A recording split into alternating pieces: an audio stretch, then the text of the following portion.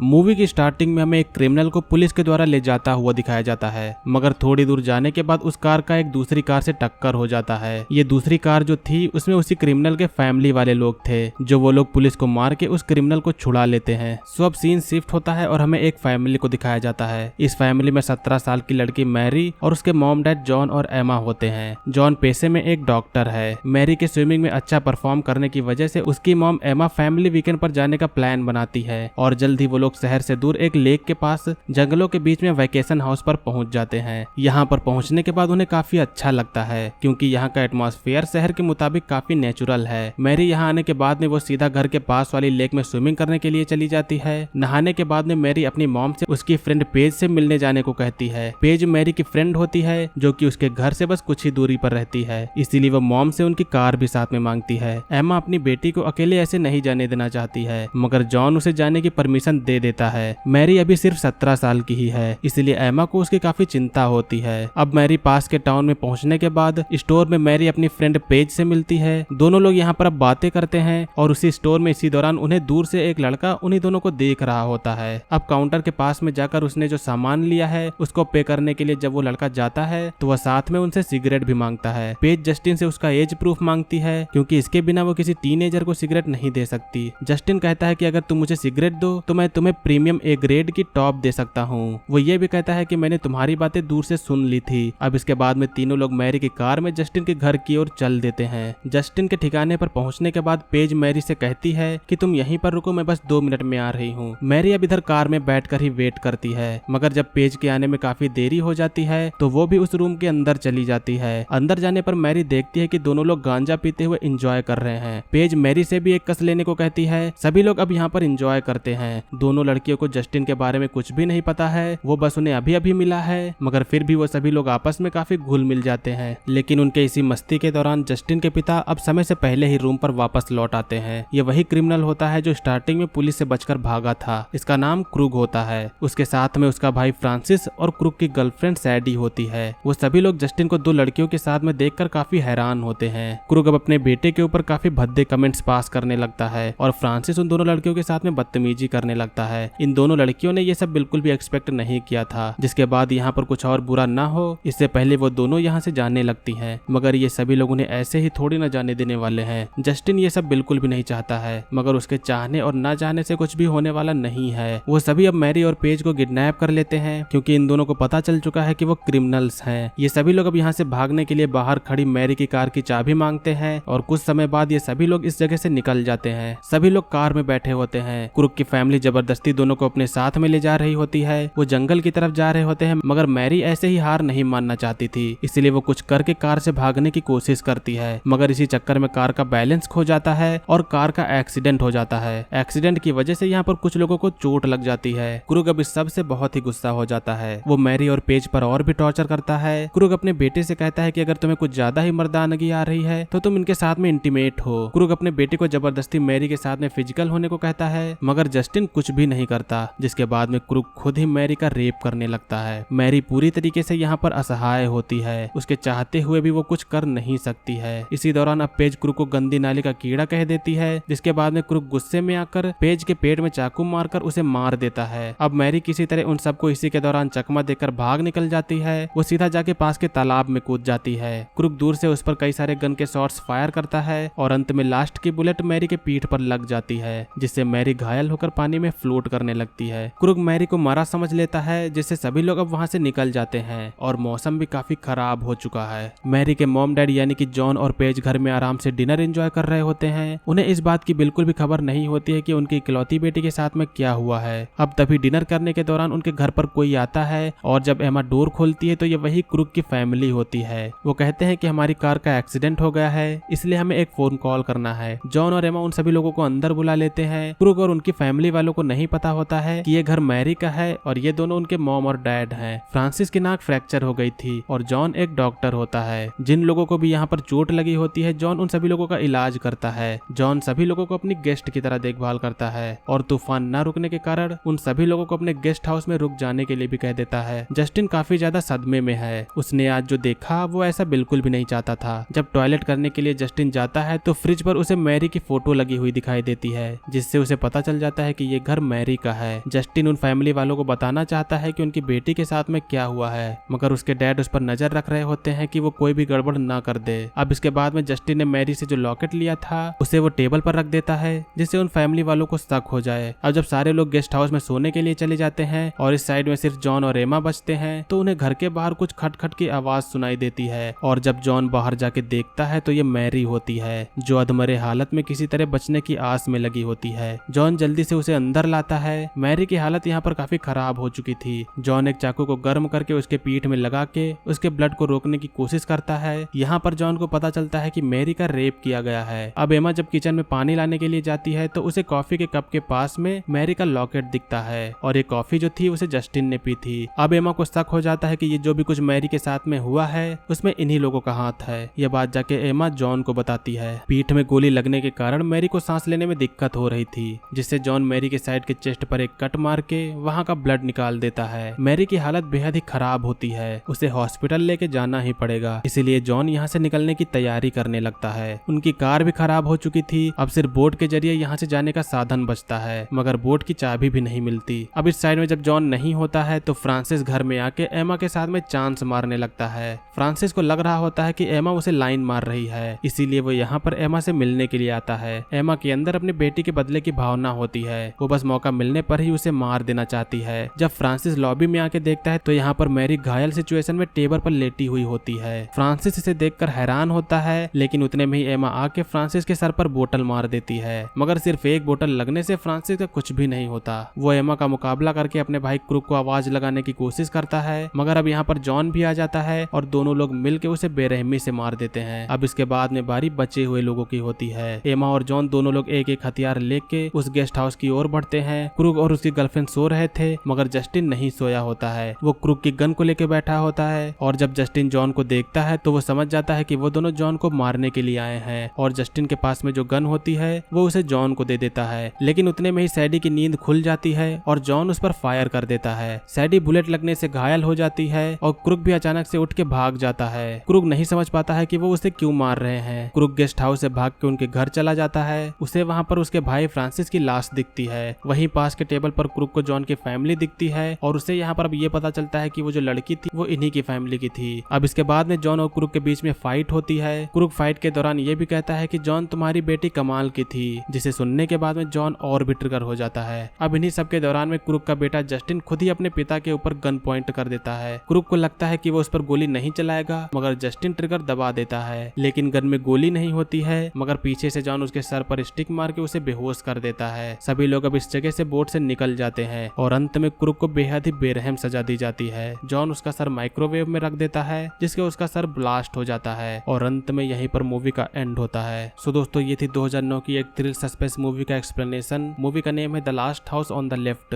उम्मीद करता हूँ कि आप लोगों ने इस मूवी का एक्सप्लेनेशन एंजॉय किया होगा। मूवी का एक्सप्लेनेशन अगर आप लोग को पसंद आया तो वीडियो को लाइक करिएगा। चैनल पर अगर आप लोग नए हैं तो सब्सक्राइब करिएगा। आज की वीडियो के लिए बस इतना ही, मिलेंगे अगली वीडियो में। तब तक के लिए बाय, जय हिंद, वंदे मातरम।